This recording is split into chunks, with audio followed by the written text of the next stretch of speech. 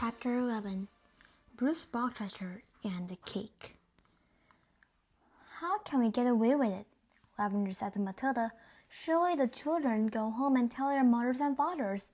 I know my father will raise a terrific stink if I told him the headmistress had grabbed me by the hair and slung me over the playground fence. No, he wouldn't, Matilda said. And I'll tell you why. He simply wouldn't believe you. Of course he would. He wouldn't, Matilda said, and the reason is obvious.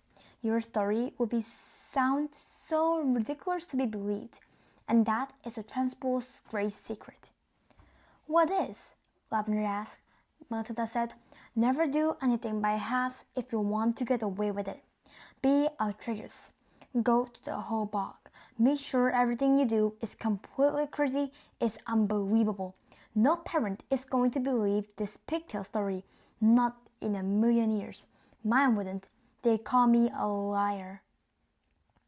In that case, Lavender said, Amanda's mother isn't going to cut her pigtails off. No, she isn't, Matilda said. Amanda will do it herself. You see if she doesn't. Do you think she's mad? Lavender asked. Who? The Trunchbull. No, I don't think she's mad, Matilda said, but she's very dangerous. Being in the school is like being in a cage with a cobra. You have to be very fast on your feet. They got another example of how dangerous the headmistress would be on the next day. During lunch, an announcement was made that the whole school should go into the assembly hall and be seated as soon as the meal was over. When all the 250 or so boys and girls were settled down in the assembly, the Trunchbull marched on the platform. No one of the other teachers came in with her. She was carrying a riding crop in her right hand. She stood up there on center stage in her green breeches with legs apart and riding crop in hand, glaring at the sea of upturned faces before her. What's going to happen? Lavender whispered. I don't know, Matilda whispered back. The whole school waited for what was coming next. Bruce Chapter, the Trunchbull barked suddenly. Where is Bruce Chapter? A hand shot out among the city children. Come up here, the Trunchbull shouted, and looked smart about it. An 11-year-old boy who was aesthetically large and round stood up and waddled briskly forward. He climbed up the platform. Stand over here, the Trunchbull orders, pointing. The boy stood to one side. He looked nervous. He knew very well he wasn't up there to be presented with a prize. He was watching the headmistress with an exceedingly weary eye, and he kept edging farther and farther away from her with little shuffles of his feet, rather as a rat might edge away from a terrier that is watching it from across the room. His plump, flabby face had turned gray with fearful apprehension. His stockings hung about his ankles. This cloth, boomed the headmistress, pointing the riding crop at him like a rapier. This black cat, this full carbuncle, this poisonous pustule that you see before you is none other than a disgusting criminal, a denizen of the underworld, a member of the mafia. Who, me? Bruce Chapter said, looking genuinely puzzled. A thief! The Trunchbull screamed. A crook, a pirate, a brigand, a rustler! Steady on, the boy said. I mean, that's all, headmistress. Do you deny it, you miserable little gumboil? Do you plead not guilty? I don't know what you're talking about, the boy said, more puzzled than ever. I'll tell you what I'm talking about, you supporting little blister. The Trunchbull shouted. Yesterday morning, during break, you sneaked like a serpent into the kitchen and stole a slice of my private chocolate cake for my tea tray.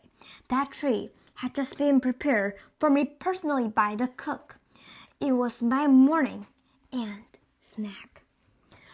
And as for the cake, it was my own private stock. That was not boy's cake. You don't think for 1 minute I'm going to eat the filth I gave to you? That cake was made from real butter and real cream, and He, that rubber banded, that safe cracker, that highwayman standing over there with the sauce around his ankle stole it and ate it. I never did, the boy exclaimed, turning from gray to white.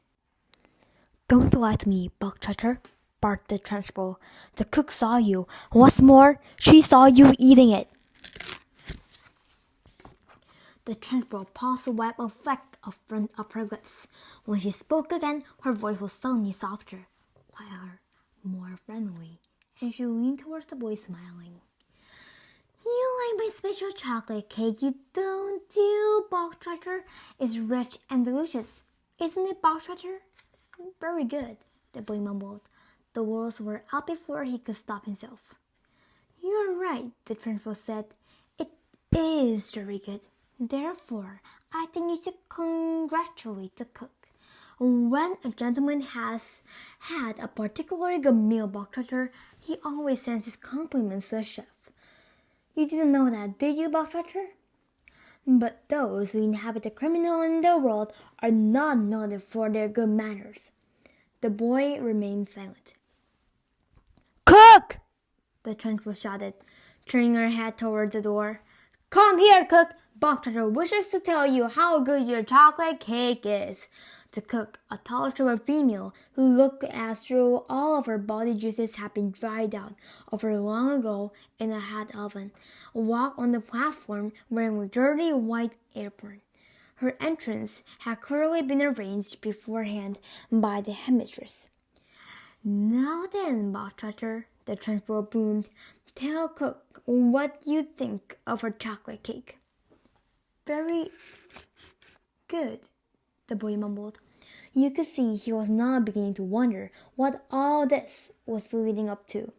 The only thing he knew for certain was that the law forbade the Trunchbull to hit him with the riding crop that was kept smacking against her thigh. That was some comfort, but not much, because the Trunchbull was totally unpredictable. One never knew what she was going to do next. There you are, cook, the Trunchbull cried. Buck Chutter likes your cake. He adores your cake. Do you have any more of your cake you could give him?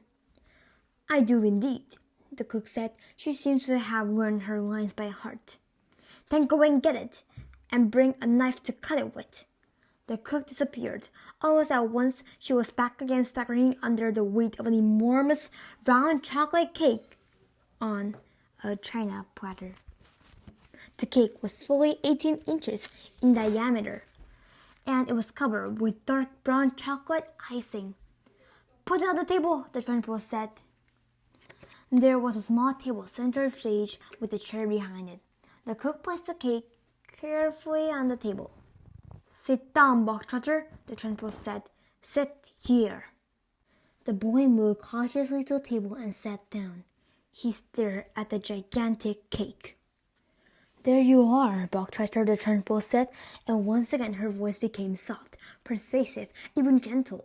It's all for you, every bit of it. As you enjoy that slice you had yesterday so very much, I ordered cook to bake you an extra large one all for yourself. Well, thank you, the boy said, totally bemused. Then cook, not me, the Trunchbull said. Thank you, cook, the boy said. The cook stood there like a shivered bootlace, tight-lipped, implacable, disapproving. She looked as though her mouth was full of lemon juice. Come on, then, the Trunchbull said. Why don't you cut yourself a nice thick slice and try it? What, now? The boy said, cautious. He knew there was a catch in this somewhere, but he wasn't sure where. Can I take it home instead? That will be impolite, the Trunchbull said, with a crafty grin. You must show Cookie here how grateful you are for all the trouble she's taken. The boy didn't move. Go on. Get on with it, the Trunchbull said. Cut a slice. How did she catch you that time? We haven't got all day. The boy picked up the knife and was about to cut the cake a day in the when he choky stopped. just the same. He stared at the cake, and he looked Why? at the It Trunchbull, was asked the then at the Trunchbull. tall, stringy cook Hortensia with said. her lemon juice mouth. All the children in the hall were watching tensely, waiting for something to happen. They felt certain it must. The trunchbull was not a person who would give someone a whole chocolate cake to eat just out of kindness. Many were guessing that it had been filled with pepper or castor oil or some other fuel-tasting substance that would make the boy violently sick.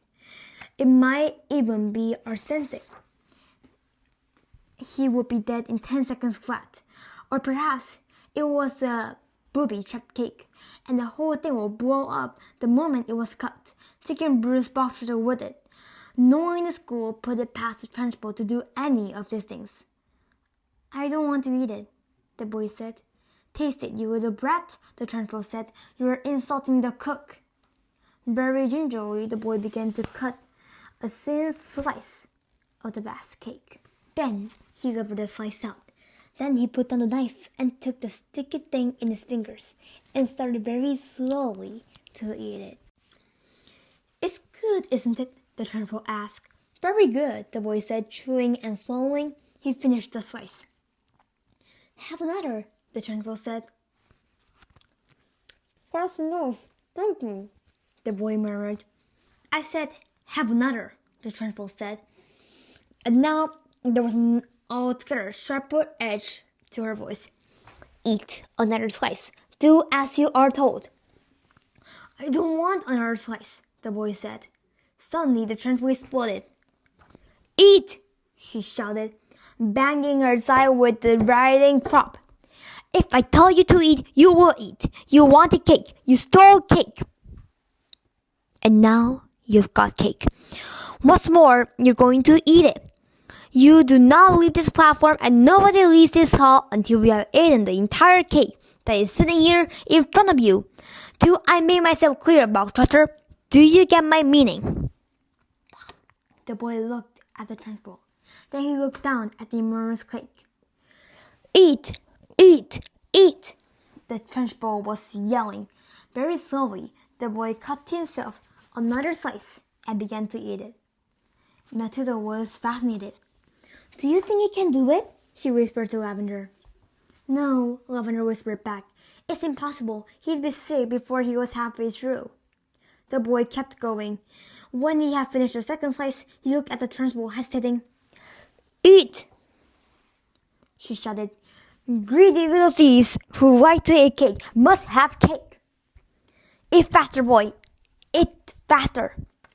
We don't want to be here all day. And don't stop like you're doing now. Next time you stop before it's all finished, you go straight into the choking and I shall lock the door and throw the key down the well. The boy cut the third slice and started to eat it. He finished just one quicker than the other two, and when that was done, he immediately picked up the knife and cut the next slice. In some peculiar way, he seemed to be getting into his stride. Matilda, watching closely, saw no signs of distress in the boy yet. If anything, he seemed to be gathering confidence as he went along. He's doing well, she whispered to Lavender. He'll be sick soon. Lavender whispered back. It's going to be horrid. When Bruce Boxtrotter had eaten his way through half of the entire enormous cake, he paused for just a couple of seconds and took several deep breaths. The trunchbull stood with hands on hips, glaring at him. Get on with it, she shouted. Eat it up. Suddenly, the boy let out a gigantic belch, which rolled around the assembly hall like thunder. Many of the audience began to giggle. Silence! Shouted the trunchbull. The boy cut himself another 6 slices and started eating it fast. There was still no signs of fighting or giving up. He certainly did not look as though she was going to stop and cry out, I can't eat anymore, I'm going to be sick. He was still in the running. And now a subtle change was coming over the 250 watching children in the audience. Earlier on, they had sensed impending disaster. They had prepared themselves for an unpleasant scene in which the rich boy stuffed to the gills with chocolate cake would have to surrender and beg for mercy, and then they would have watched the trembling trunchbull forcing more and still more cake into the mouth of the gasping boy. Not a bit of it. Bruce Boxer was 3/4 of the way through and still going strong. One sensed that he was almost beginning to enjoy himself.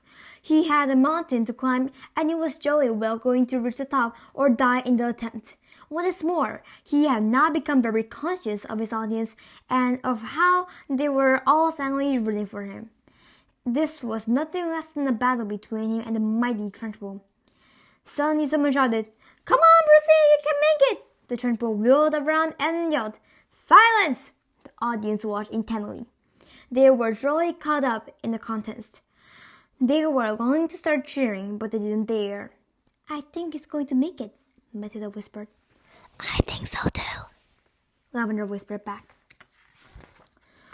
"I wouldn't have believed anyone in the world could eat the whole of a cake that size." "The Trunchbull doesn't believe it either," Matilda whispered. "Look at her. She's turning redder and redder. She's going to kill him if he wins." The boy was slowing down now. There was no doubt about that, but he kept pushing the stuff into his mouth with the dogged perseverance of a long-distance runner who has sighted the finishing line and knows he must keep going. As the very last mouthful disappeared, a tremendous cheer rose up from the audience, and children were leaping onto their chairs and yelling and clapping and shouting, "Well done, Brucey! Good for you, Brucey! You won a gold medal, Brucey!" The Trunchbull stood motionless on the platform, her gray horsey face and turned the color of molten lava, and her eyes were glittering with fury. She looked at Bruce Boxer, who was sitting on the chair like some huge overstuffed grub, replete, comatose, unable to move or to speak. A fine sweat was beading his forehead, but there's a grin of a shrimp on his face.